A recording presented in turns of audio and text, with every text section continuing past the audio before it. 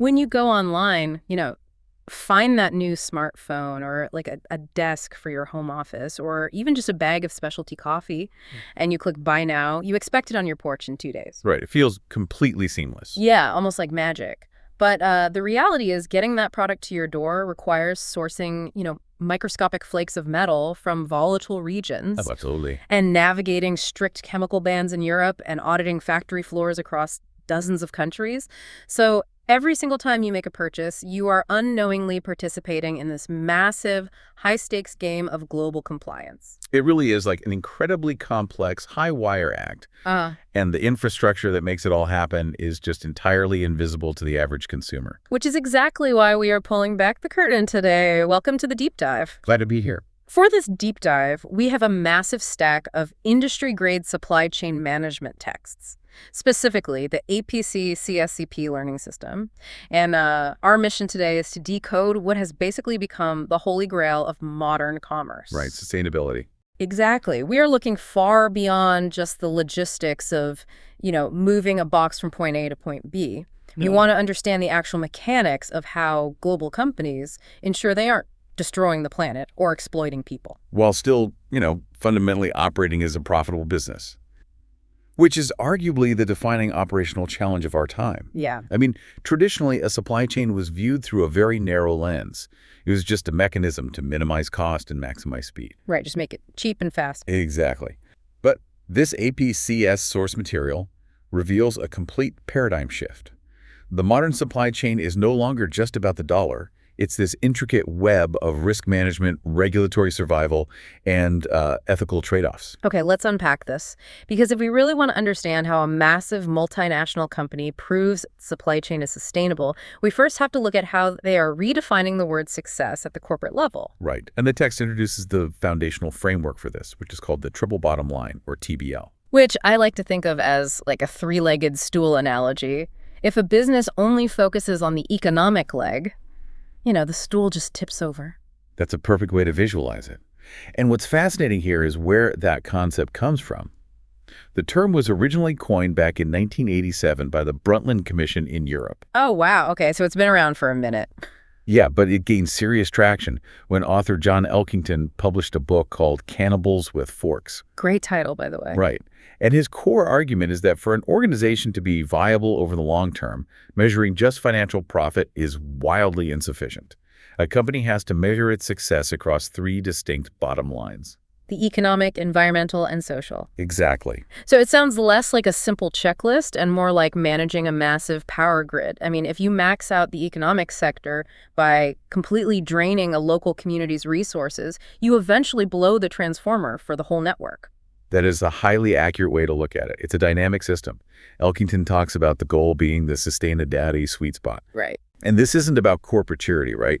This is the operational scenario where a business initiative actively hits all three of those bottom lines simultaneously. Right, which brings us to the example that APICS text provides about Coca-Cola in India, which is just super compelling. I saw that in the notes. Yeah, it really illustrates the point. And it wasn't just a PR move for them, right? They're facing severe operational stress. Exactly. They were dealing with significant localized risk. Because Coca-Cola's bottling facilities require just massive amounts of water. Obviously. Right. And in parts of India, they were pulling from local aquifers, which naturally led to intense stress on the surrounding agricultural communities. Especially during drought conditions, I'd imagine. Exactly. It became an existential threat to their operations there. So to hit that sweet spot, they didn't just write a check to apologize. They completely overhauled their internal mechanics. Yeah, they invested heavily in rainwater harvesting systems and completely re-engineered their bottling processes to drastically reduce the ratio of water required to produce a single liter of beverage. So the mechanics of the solution just naturally satisfy the whole grid. I mean, the social benefit is that the local aquifers can recharge, easing those tensions with the community. Right. And the environmental benefit is just the raw conservation of a critical natural resource. Yeah. And the economic benefit, which keeps the shareholders happy, is that by optimizing their process to use less water, Coca-Cola permanently lowered their massive operational utility costs. What's fascinating here is how that completely changes the calculus of a business. It aligns long-term risk mitigation directly with immediate cost savings. Yeah, it's a win-win. But, The text is also very realistic about the friction this creates internally, because you frequently have sales and finance departments who are just desperate to hit their short-term quarterly profit targets. Right, they just want the numbers up today. Exactly. And they end up actively clashing with supply chain managers who are trying to fund these long-term triple bottom line strategies. Which honestly brings up a genuine point of skepticism for me. Because it's really easy for an executive to talk about a sweet spot in a boardroom or like in a press release. Oh, for sure. But wait, isn't going green or, social responsibility sometimes just an expensive PR stunt? Like just to make us feel better about buying more stuff. How does a company actually force this philosophy down onto the factory floor? That's a critical distinction to make. Yeah. And the APS material stresses that true sustainability cannot just function as greenwashing. It requires deep systemic execution. Right. And that usually starts with how a company incentivizes its own people. A great example from the text is Intel. Okay. What do they do?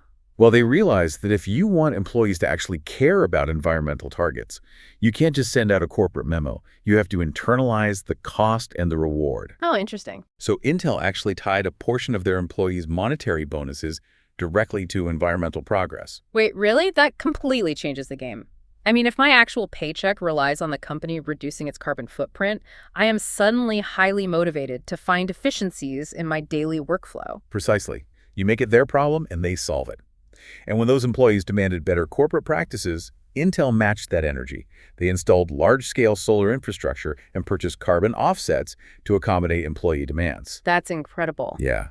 But an even deeper look at systemic execution comes from examining how a company manages an external network. The text highlights IKEA for this. Oh man, the scale of IKEA's supply chain is almost hard to comprehend. We're talking about a furniture giant that sources materials globally. It's staggering scale. According to the data in the text, IKEA manages 1,600 different suppliers. 1,600? Yeah, spread across 55 countries. And to control that, they utilize a very strict proprietary code of conduct known as IWAY. IWAY, okay. Right. It dictates exactly what environmental and social standards a supplier must meet just to do business with them. But here's where I want to push back. If an IKEA auditor walks into a factory in, say, Southeast Asia and finds them violating that code, like maybe they're dumping chemical dyes into a local river, isn't the standard corporate move to immediately cut ties? Usually, yeah. Like, fire the supplier, put out a PR statement to protect the brand, because keeping them on just sounds like a massive liability. It does sound like a liability, yeah. But cutting ties is often just shifting the problem, right? It's not actually solving it. Because they just keep polluting for someone else. Exactly. That factory will just find another, less scrupulous buyer, and the river keeps getting polluted. The APICS text points out that IKEA's average relationship with a supplier is actually 11 years. Oh, wow. Yeah, they take a fundamentally different approach. Instead of an immediate termination, they use what the text calls a knowledge-enhancing mechanism. Okay, so how does that actually work in practice? It means IKEA sends their own engineers and environmental experts directly into that struggling facility. Wow, they deploy their own people. Yeah. They sit down with the factory managers, and they identify the root cause of the violation. Like, maybe the factory simply lacks the technical expertise to build a proper wastewater filtration system. Right. And then they collaboratively develop a measurable step-by-step improvement plan. So they are essentially acting as free consultants for their own suppliers. Exactly. They conduct rigorous follow-up audits, and as long as that supplier is showing documented progress toward compliance, IKEA continues to give them business. That's a huge shift from a purely transactional relationship to a transformational partnership. It really is. They are actively investing resources to raise the global baseline of manufacturing rather than just, demanding perfection on day one. Okay, that makes sense. But and this is a massive shift here. IKEA and Intel represent voluntary corporate leadership. They're doing this because they believe it's good business. Right, voluntary. But voluntary is great only until someone decides they'd rather just save the money. It's like the difference between voluntarily deciding to eat your vegetables versus the government legally fining you if they catch you holding a donut. Yeah, that's exactly it. So what happens when governments step in and make this mandatory? That is where the landscape gets incredibly complex. Because when voluntary culture isn't enough, supply chains crash headfirst into hard legal compliance. Right. And the source material outlines several strict regulatory frameworks that have completely rewritten how products are made. purely as a matter of factual legal reality. And just reading through these laws, the logistical hurdles they create are just mind-bending. The European Union seems to be the most aggressive player here. Oh, without a doubt. The EU has fundamentally altered global manufacturing with two specific directives. The first is WEEE. That's the Waste Electrical and Electronic Equipment Directive. WEEE, okay. What does that do? Mechanically, WEEE mandates that the manufacturer or supplier of an electronic product is legally responsible for taking that product back at the end of its economic life. Wow. So reverse logistics. You build a refrigerator, you sell it, but you still own the responsibility of its afterlife. Exactly. You have to figure out how to physically get it back, dismantle it, and recover the materials. And pay for that entire process, yes. Which forces companies to design products from day one that are actually easy to disassemble and recycle, because otherwise the compliance costs will just bankrupt them. That is wild. Yeah, and the second major EU law is the RoHS directive. That stands for the Restriction of Hazardous Substances. Let's get into the weeds on this one, because this is where the logistics get really wild. Yeah, so RoHS strictly bans the use of 6 specific toxic substances in any electrical or electronic equipment sold in the EU market. Yeah. The heavy hitters are lead, mercury, cadmium, and hexavalent chromium. Right. And the challenge here isn't just a company ensuring they don't pour lead into a product at their own assembly plant. Oh no, it goes way deeper. Right, because a modern electronics company might buy a subcomponent from a Tier 1 supplier, who bought a circuit board from a Tier 2 supplier, who bought a microscopic transistor from a Tier 3 supplier in a completely different hemisphere. Exactly. The RoHS directive means you have to know the chemical makeup of every single piece of that extended network. If one microscopic resistor deep in the supply chain contains lead, your entire flagship product can be legally banned from the European market.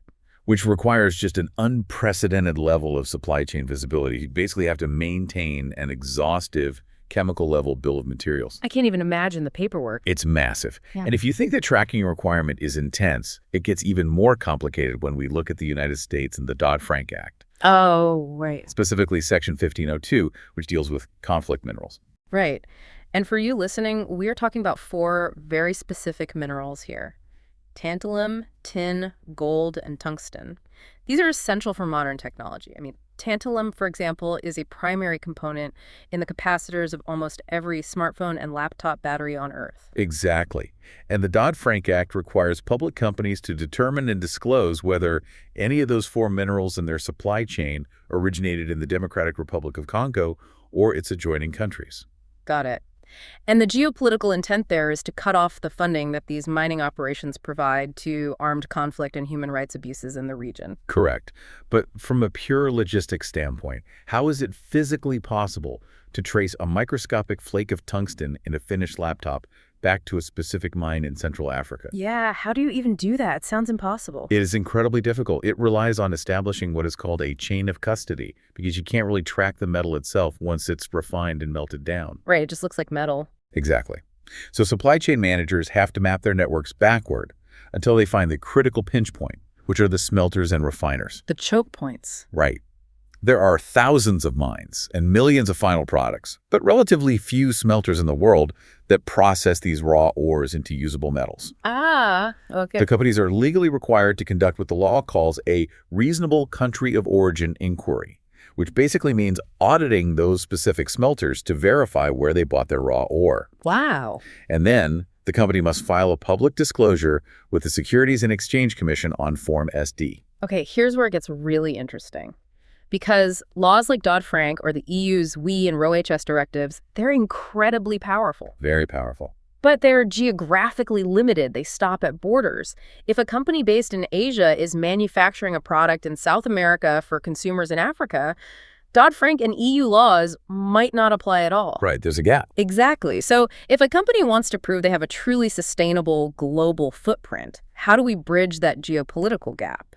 It feels like we need universal rule books. Right. But if these global guidelines are mostly voluntary, aren't they just giant corporate honor systems? Well, if we connect this to the bigger picture, the gap between regional laws is exactly why global frameworks were developed.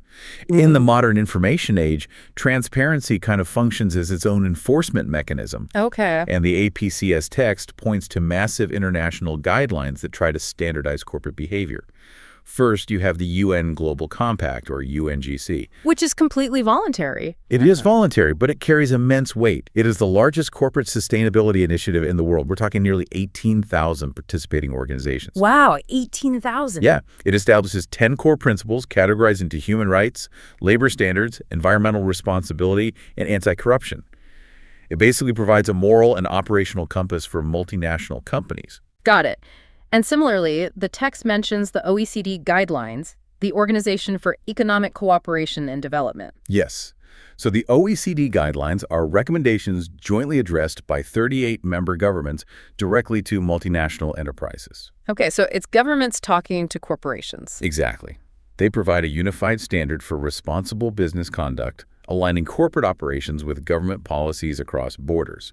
It covers everything from employment practices to anti-bribery measures. But, you know, a principle is just a concept until you can actually measure it. I mean, if I'm a massive corporation and I put out a glossy sustainability report saying I follow UN principles, how does anyone know I'm not just cherry-picking the good data and hiding the bad? And that is the exact problem solved by the GRI, the Global Reporting Initiative. The GRI is the pioneer of sustainability reporting. Okay. It provides a highly rigid, standardized accounting framework so that environmental and social impacts can be mathematically measured and compared, exactly like financial statements. So it strips away all the marketing fluff. Exactly. The GRI standards are broken into 3 distinct series. GRI 200 handles economic impacts, GRI 300 handles environmental impacts, and GRI 400 is for social impacts.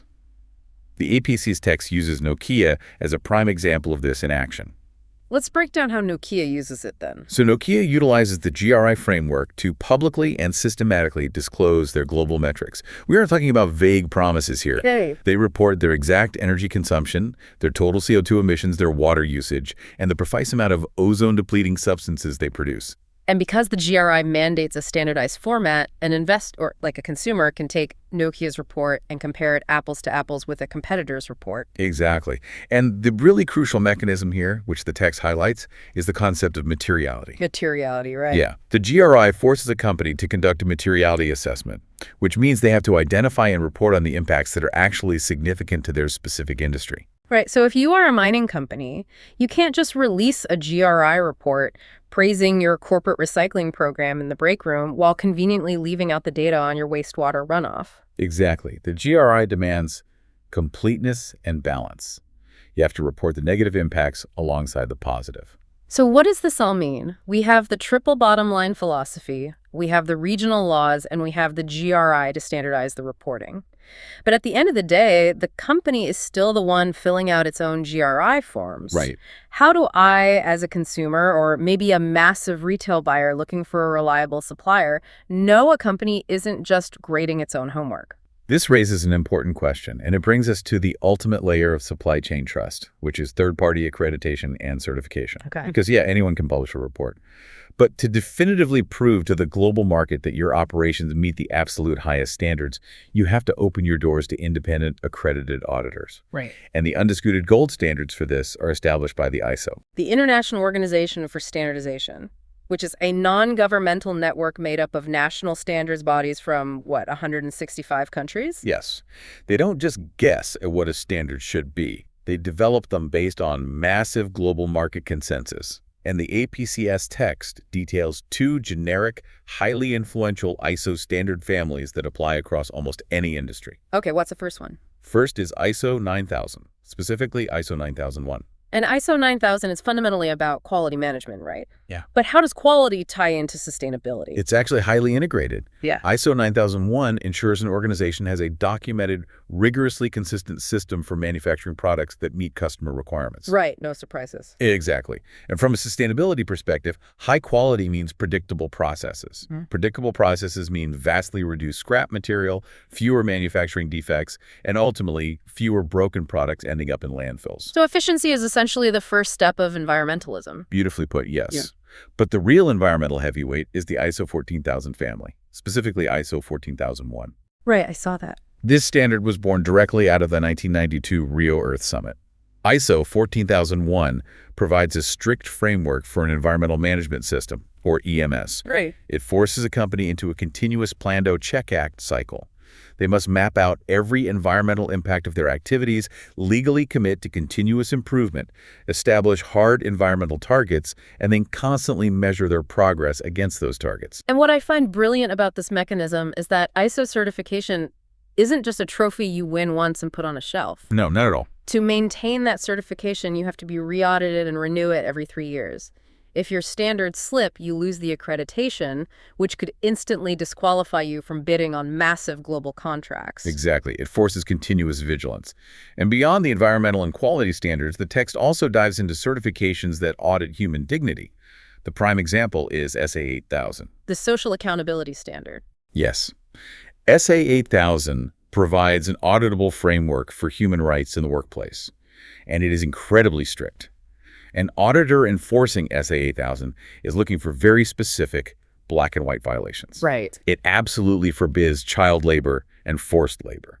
It mandates that workers are paid a true living wage that covers basic needs and provides discretionary income, not just a bare legal minimum wage. And the text notes it also attacks the really subtle mechanisms of human trafficking, too. Yes, very aggressively. For instance, SA 8000 dictates that employers cannot withhold workers' passports or ID papers, and they cannot charge workers employment fees just to get a job. Right, creating debt bondage. Exactly. It even mandates that facilities must be safe right down to the dormitories, and that employees have the unalienable right to escape imminent danger without having to ask a supervisor for permission. It essentially codifies fundamental human rights into a measurable, auditable business standard. And in a similar vein, you have standards like ANSI Z.10 in the US, which provides an extensive framework purely for occupational health and safety management, forcing companies to proactively identify hazards and minimize the risk of severe injuries. It really paints a wildly different picture of what it takes to bring a product to market today. We've gone on quite a journey through this APICS material. We really have. I mean, we started with the foundational philosophy of the triple bottom line balancing economic survival with environmental and social health. Right. We saw how companies execute that through internal incentives and supplier capacity building. We navigated the unforgiving, hard logistics of legal compliance, like tracking conflict minerals through smelters and tracing banned chemicals through microscopic components. Yeah, the heavy living. And finally, we explored the rigorous, audit-heavy world of global reporting and third-party certifications. It truly demonstrates the immense, invisible infrastructure that exists beneath the surface of global trade. When a supply chain is authentically sustainable, it is never by accident. It is the result of thousands of intentional, heavily monitored, and constantly audited decisions. Which brings me back to that moment on your porch when you are unboxing that item you ordered online. Based on everything we've decoded today, I want to leave you with a final, provocative thought to mull over. Oh, this should be good. Earlier, we broke down the EU's WEEE directive, the law mandating that suppliers must take back and recycle electronic equipment at the end of its life. Right, the reverse logistics. Think about the massive implications of that reverse logistics model if it becomes the global standard. If companies are eventually made legally and financially responsible for the physical afterlife of every single thing they produce, how is that going to fundamentally change the concept of ownership for you? It implies a profound structural shift in how we interact with goods. Exactly. I mean, in the near future, will you actually own your smartphone, your refrigerator, or your car?